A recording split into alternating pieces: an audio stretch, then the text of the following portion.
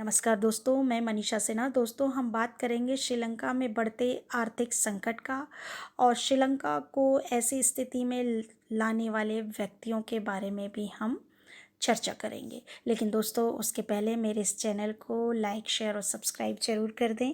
श्रीलंका में जो प्रोटेस्टेंट थे, वो घरों में घुसकर पीएम और प्रेसिडेंट के घरों में घुसकर वहाँ तोड़ाफोड़ी करे। प्रेसिडेंट के आवास में घुसकर वहाँ किचन के अंदर घुसे और वहाँ पर वो खा रहे थे, स्विमिंग पूल में नहा रहे थे। और ये सब के चलते एक चीज़ और घटित हुई थी उसी समय कि जो पीएम हैं वहाँ के, उस समय पीएम जो थे रानिल विक्रमासिंघे, उनके घर में आग लगा दी थी। ऐसा करके वे अपने गुस्से को प्रकट कर रहे थे सरकार के खिलाफ।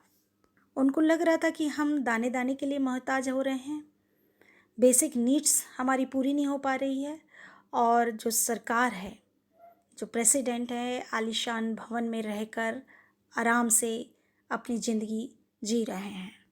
और जो विरोध करता थे, उनकी जो मांग थी वो ये थी कि भाई राजपक्षे जो फैमिली है वो रिज़ाइन करे। दोस्तों, 2005 से 2015 के बीच चीन के काफ़ी क्लोज आ चुका था श्रीलंका, और काफ़ी लोन चाइना से ले लिया था। उस समय के जो हेड थे महिंदा राजपक्षे, और यही जो राजपक्षे ब्रदर्स हैं, ये जो श्रीलंका है उसकी जो इतनी बुरी हालत है, इतनी बुरी आर्थिक स्थिति हो गई है, इसके जिम्मेदार ये व्यक्ति हैं। आगे चलकर रानिल विक्रमासिंघे को पीएम बनाया गया। 2019 में गोटबाया राजपक्षे को प्रेसिडेंट बनाया गया था और उनके भाई को पीएम बनाया गया था। अभी हाल ही 9 मई को 2022 को महिंदा राजपक्षे को अपनी कुर्सी छोड़नी पड़ी थी और वापस रानिल विक्रमासिंघे को पीएम बनाया गया। ये जो राजपक्षे फैमिली थी, चाइना से लोन लेती। दोस्तों, अगर किसी देश की जो राजनीतिक नेतृत्व है वो कमज़ोर हो गया हो, वहाँ के लीडर भ्रष्ट हो गए हों, सही नीतियों का पालन ना हो रहा हो, तो आर्थिक स्थिति इस तरह तो खराब होना स्वाभाविक ही है। श्रीलंका कर्ज में डूब चुका है। उसे $7 बिलियन चुकाना था, वो नहीं चुका पाया। अब 2026 तक इन्हें $25 बिलियन चुकाना है, लेकिन आर्थिक स्थिति बहुत ही ज़्यादा यहाँ की गड़बड़ हो चुकी है। टोटल जो फॉरेन डेप्ट है $51 बिलियन है, लेकिन इसके पास, श्रीलंका के पास बचा है $25 मिलियन बचा है। चाइना ने छोटे से समय में श्रीलंका को काफ़ी लोन दे दिया, और वो ऐसी जगह लोन दिया जहाँ की रिटर्न मुश्किल है।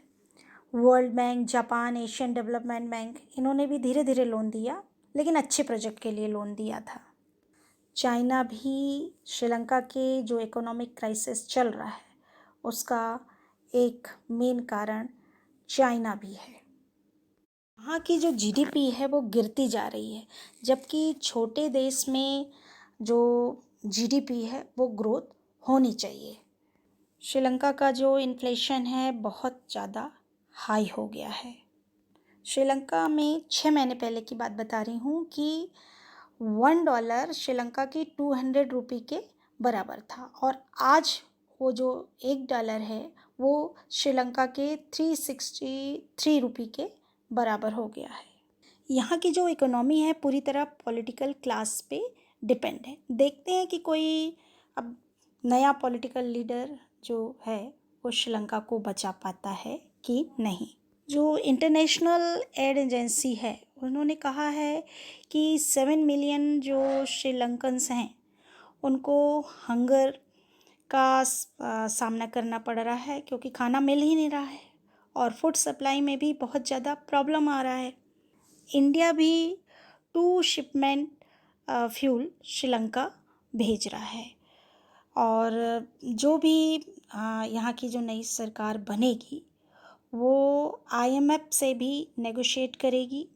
आईएमएफ का बयान आया है कि वो कोशिश कर रहे हैं कि $कुछ श्रीलंका को दे सकें। श्रीलंका को सरकारी स्तर पर तो भारत से हर प्रकार की मदद मिल रही है, लेकिन मानवीय मदद के लिए असली मिसाल जो बने हैं तमिलनाडु के मछुआरे, जिन्हें प्रताड़ित करने के लिए और उन पर गोलियां बरसाने के लिए श्रीलंका के नौसैनिक कुख्यात हैं।